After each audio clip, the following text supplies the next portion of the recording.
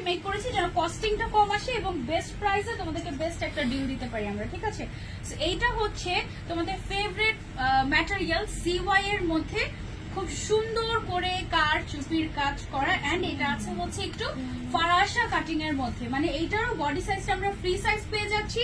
এটার সাথে আমরা হিজাবও ম্যাচ করে দিচ্ছি, একটু হালকা কন্ট্রাস্টেড হবে হিজাবটা।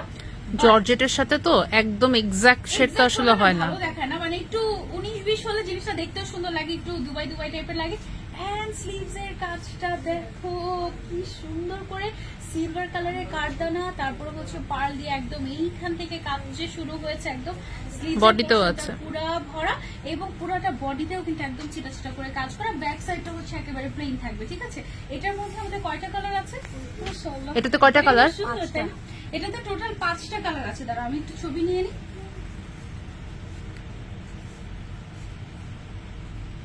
ওকে, এটার আরেকটা কালার